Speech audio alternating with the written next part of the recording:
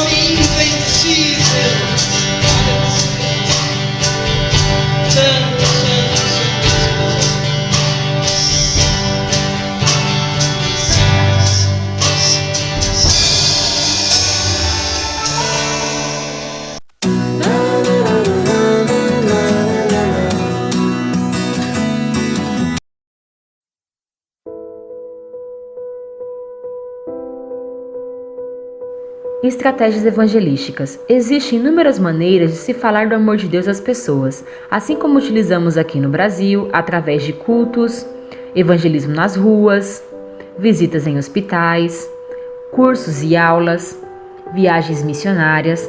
Moçambique também tem suas estratégias. Atualmente contamos com nossos missionários que estão em Moçambique. Eles estão na linha de frente na proclamação do reino de Deus no meio daquele povo. Pelo fato de Moçambique ser um lugar em que os recursos são quase escassos, entendemos que o que é pouco para nós, para eles é muito. Por este motivo, os missionários contam com ações que venham atender primeiro as necessidades do povo, ganhando assim a confiança deles e, através dessas oportunidades, levar a mensagem de Cristo. Através de escolas bíblicas, distribuição de cestas básicas, pois a África é a região que tem maior taxa de fome no mundo. Eventos solidários, esporte. Com essa estratégia alcançamos crianças e adultos. Cultos, entre outros. A palavra de Deus está sendo semeada em todo lugar do mundo e de várias maneiras. E você, de que maneira está anunciando Jesus às pessoas? Ore por nossos missionários que estão em Moçambique, ore por estratégias, ore por quebrantamento e ore para que você ouse ser a resposta de Deus para esse país.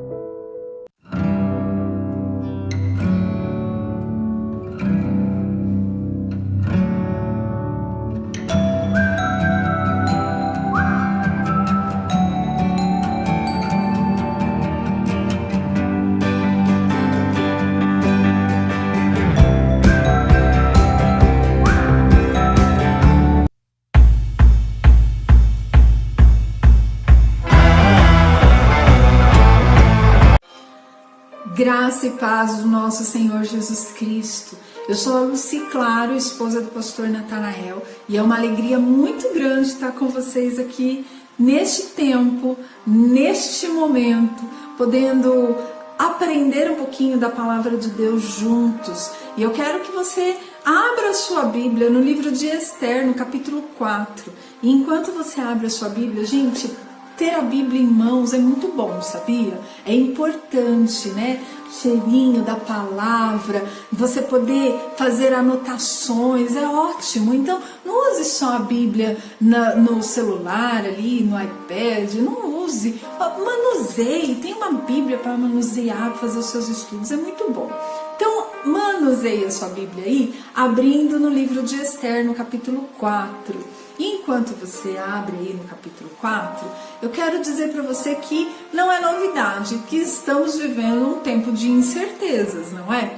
Um tempo onde nós não sabemos se amanhã terá cura para essa doença toda, se amanhã as coisas vão voltar à normalidade, se amanhã eu vou ter emprego, se amanhã eu posso sair na rua, nós não sabemos, porque o amanhã está tudo muito incerto. E não é difícil você encontrar pessoas, entre ali os seus amigos, seus familiares, que estão meio que barata tonta, né? Vivendo desnorteado. Pessoas que estão vivendo um medo paralisante. Não é raro você encontrar no meio dessas pessoas, pessoas vivendo com crises de depressão terríveis, crises de ansiedade, de pânico, porque o medo e a incerteza tem tomado conta dos nossos tempos. Mas eu quero te dizer uma coisa, calma, que Deus não perdeu a massa, Deus não perdeu a mão deste bolo. Calma, Ele tem o controle de tudo. E quem sabe este não é o tempo certo para você, que é uma pessoa certa, ser usado por Deus. Leia a palavra de Deus comigo aí no livro de Esther, capítulo 4. Diz assim: quando Mordecai ficou sabendo de tudo o que tinha acontecido, rasgou as suas roupas, vestiu-se com um pano de saco e jogou cinzas sobre a cabeça. E saiu pela cidade chorando amargamente em voz alta. Então ele parou fora do portão do palácio real, pois ninguém tinha licença para entrar vestido de pano de saco. E em todas as províncias em que chegou o decreto do rei, havia grande desespero entre os judeus. Eles começaram a jejuar, a chorar e a se lamentar. Muitos deles se deitavam em panos de saco e em cinza. Quando as criadas de Esther e os oficiais responsáveis pelo harém vieram e lhe contaram a ela o que tinha acontecido a Mordecai, a rainha ficou muito triste, mandou roupas para ele se vestir e tirar o pano de saco. Porém, ele não aceitou as roupas que Esther mandou. Então Esther mandou chamar Atá, um dos oficiais do rei, que tinha sido indicado como ajudante dela. E ela lhe disse para ir ver Mordecai e descobrir o que estava acontecendo e por que ele estava se comportando daquela maneira.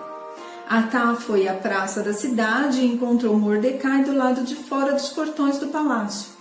Ele ouviu toda a história de Mordecai e sobre a quantia de prata que Amã tinha prometido pagar ao tesouro do rei em troca da destruição dos judeus.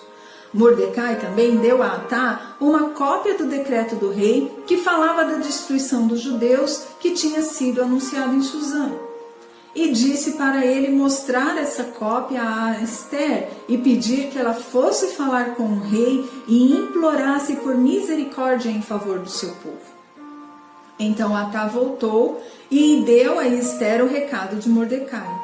E Esther mandou Atá de volta e dizer a Mordecai: todos os oficiais do rei e o povo das províncias sabem que ninguém, nem homem nem mulher, pode entrar no palácio interno do rei sem ser chamado. Se entrar, será morto, a não ser que o rei conceda permissão, levantando seu cedro de ouro para a pessoa, assim poupando-lhe a vida. E já faz um mês que o rei não me chama. Quando Mordecai recebeu o recado de Esther, mandou essa resposta a Esther: você pensa que pode escapar porque você mora aí no palácio quando todos os judeus forem mortos? Se você ficar calada numa ocasião como esta, o socorro e o livramento virão de outra parte para os judeus, mas você e os seus parentes morrerão. Quem sabe se não foi para uma ocasião como esta que você foi escolhida como rainha. Então Esther mandou responder a Mordecai: vá e reúna todos os judeus de Susã e façam jejum por minha causa. Não comam nem bebam durante 3 dias e 3 noites. Eu e minhas criadas vamos fazer o mesmo. E depois, ainda que seja contra a lei, irei ao rei. Se eu tiver que morrer, morrerei. Então Mordecai saiu dali e fez conforme as instruções de Esther. Amém? Eu quero dizer que talvez você não saiba, mas muito provavelmente você é uma pessoa improvável, assim como Esther, mas uma pessoa que está no lugar certo, na época certa, para fazer a vontade de Deus.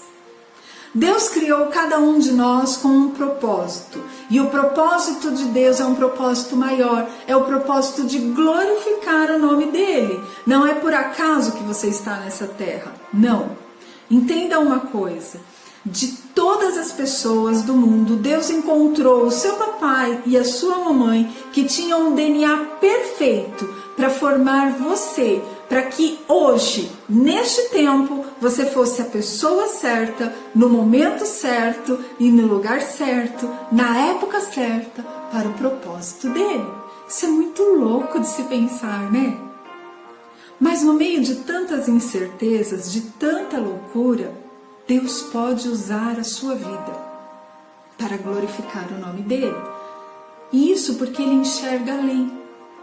Olha só, Esther era uma menina órfã, ela não tinha os pais, ela era escrava, numa cidade que não era a dela, no meio de um povo que não era o dela. Era uma pessoa improvável, uma pessoa que tinha todas as chances ali de se tornar alguém revoltadinho, alguém todo ali, né, problemático, com crises existenciais, porque eu sou uma coitadinha que anda aqui.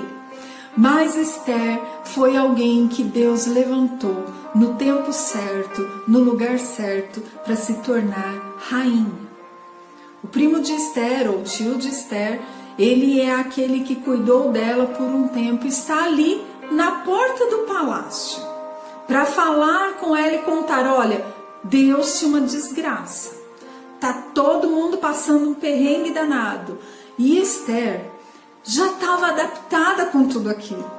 Ela já estava tão entrosada com tudo aquilo que ela nem se deu conta que ele está ali vestido de pano de saco e de cinzas com um sinal de tristeza. Sabe o que Esther faz? A primeira coisa que Esther nota é que ele está vestido assim.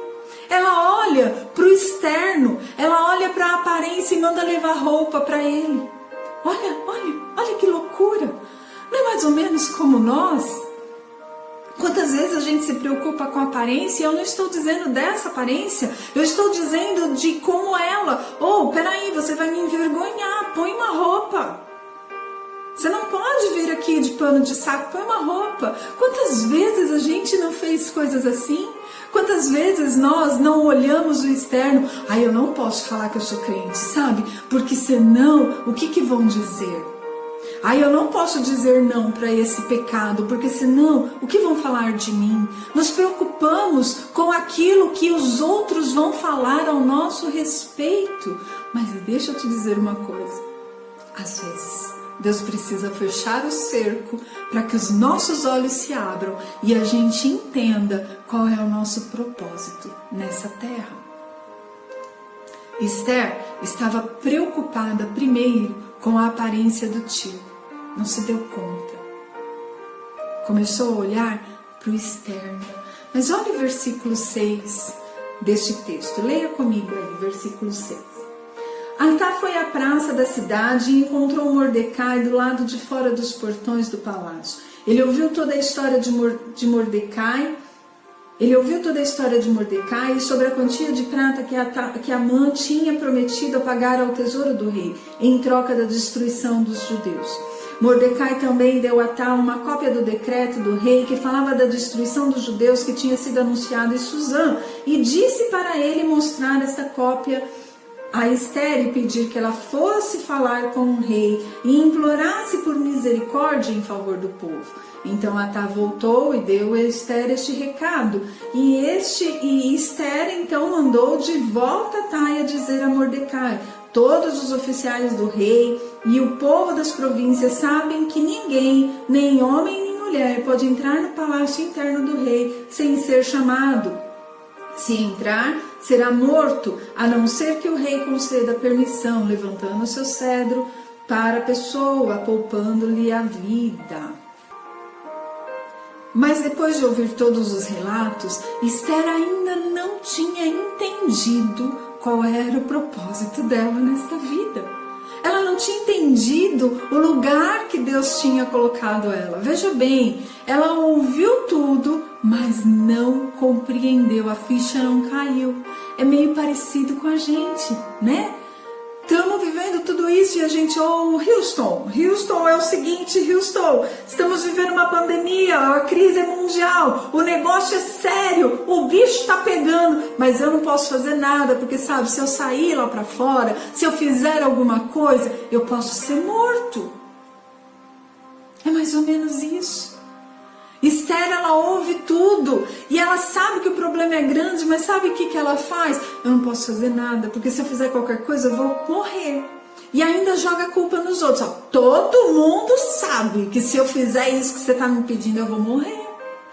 Ela não tinha entendido que ela era a pessoa certa, no lugar certo. e na época certa.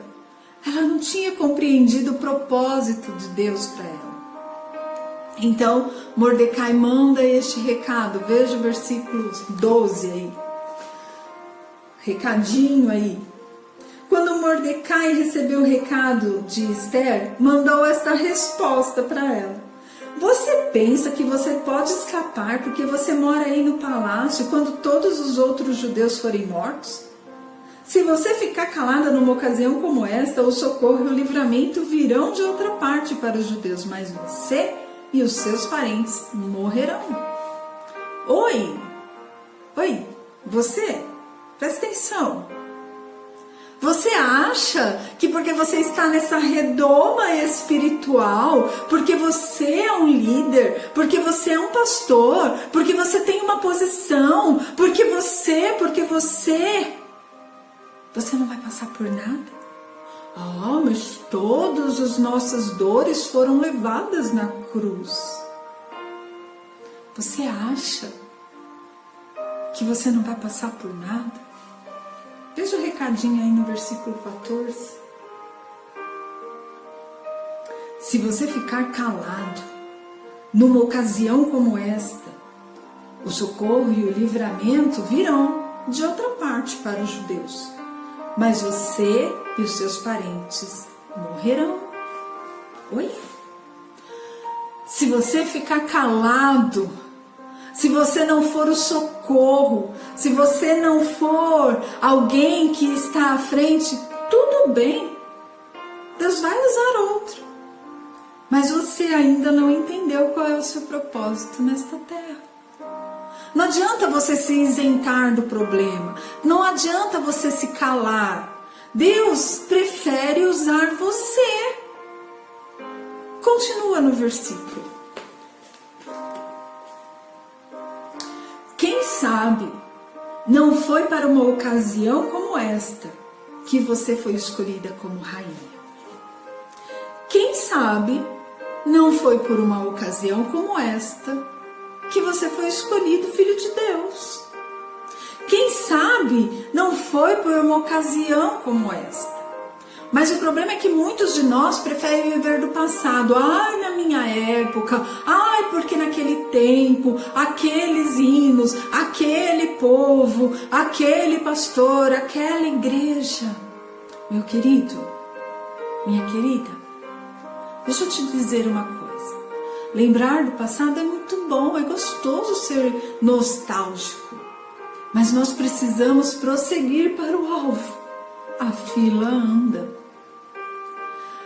Até poucos meses atrás, aí, final do ano, eu ouvia muita gente reclamando. Esses jovens, essa igreja. Nós precisamos entender para que nós somos chamados, o propósito de Deus. O que é que você tem feito por amor ao povo que Deus amou? O que é que você tem feito para mudar a história daqueles que estão aí dentro da sua casa? O que é que você tem feito para mudar a história daqueles que estão ao lado? Teu vizinho da direita, teu vizinho da esquerda. Reclamar não vai adiantar. O que é que você tem feito para mudar? Sabe, irmãos, quando tudo isso começou, com essa crise, essa pandemia começou, eu comecei a ver alguns relatos de algumas clientes minhas com medo. E então caiu a minha ficha, sabe? Meus olhos foram abertos e eu falei, eu preciso fazer alguma coisa. E então eu me abri, coloquei a minha disposição e disse para as pessoas, olha, se você está com medo e precisa que alguém ore por você, meu telefone está aberto, você pode me ligar. Bom, eu falei isso no começo da tarde de uma sexta-feira. Eu fiquei do começo da tarde da sexta-feira até a manhã do sábado, na manhã no sábado seguinte, e orei por mais ou menos 50 pessoas.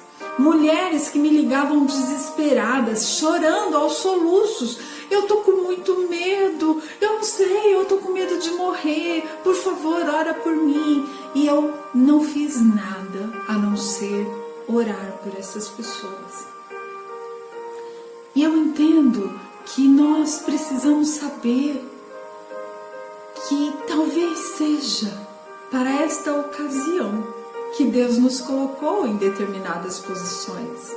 Então não adianta nós vivermos do passado. A nossa época é agora. O nosso tempo é o hoje. Foi para hoje que Deus te levantou. Quem sabe não foi para uma ocasião como esta que Deus deu o esposo que você tem, que Deus deu a esposa que você tem.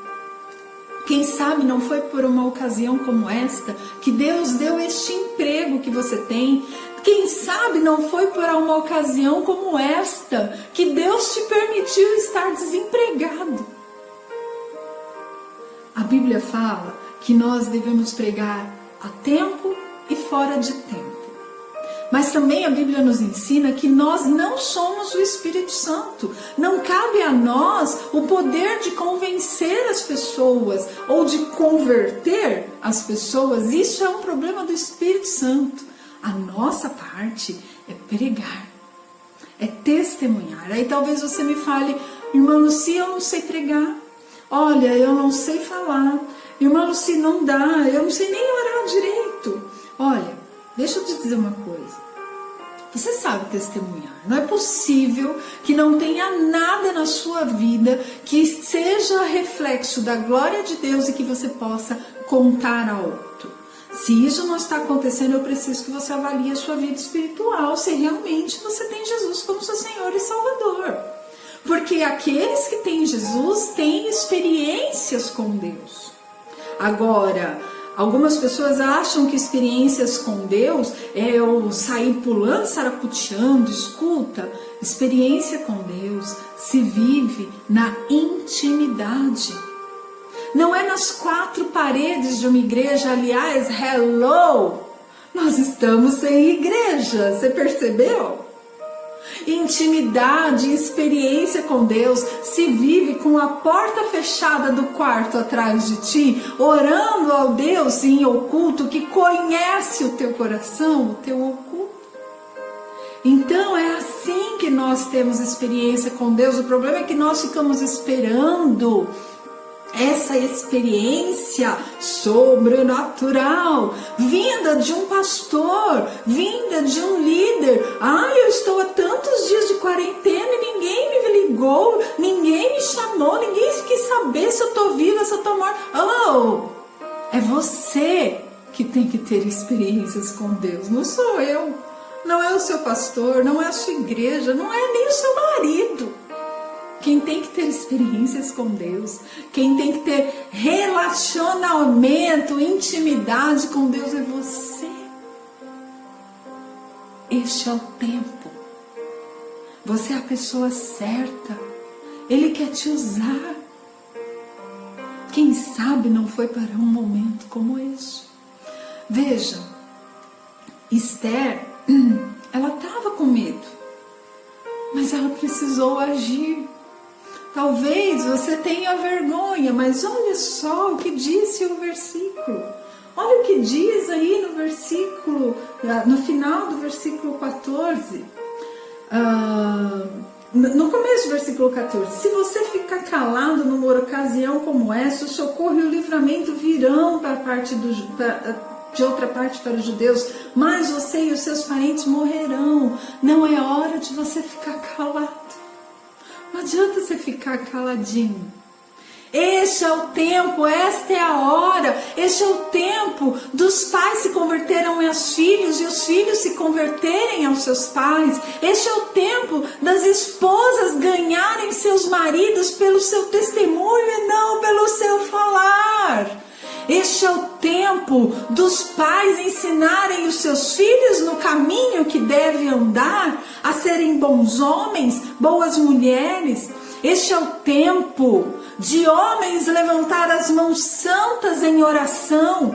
Este é o tempo de você se tornar sacerdote da sua casa, marido. Este é o tempo. Esta é a ocasião que Deus preparou para que você comece a mudar as coisas e comece a mudar aí. Comece a mudar aqui dentro de você e depois aí na sua casa. Mas para isso você precisa ter intimidade com Deus.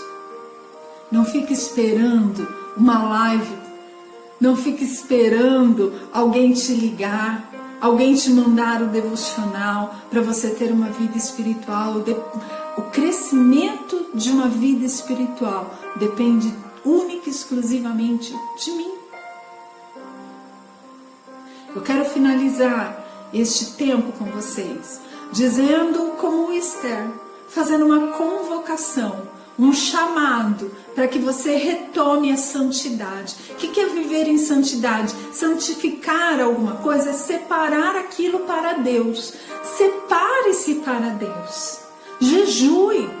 Volte às práticas do jejum. Agora jejum, gente, presta atenção, jejum não é para você ganhar as coisinhas de Deus. Olha, eu vou jejuar, ficar aqui, ó, de boquinha fechadinha, Deus, para o Senhor fazer a minha vontade. Não, jejum é para que você possa alinhar ali os teus planos aos planos que Deus tem para você. Então, quando você jejua, você para de se alimentar e naquele período que você iria se alimentar, você se alimenta da palavra de Deus, nos textos que tem a ver com o propósito que você está jejuando. Isso é o propósito. Bom, eu preciso jejuar pelo renovo do meu casamento, então eu vou aprender os textos bíblicos que diz sobre qual é o papel que eu tenho no meu casamento, qual é o papel da esposa, qual é o papel do esposo, e colocar em prática. Então o meu coração começa a se alinhar àquilo que Deus tem para mim. Jejue, ore, santifique-se.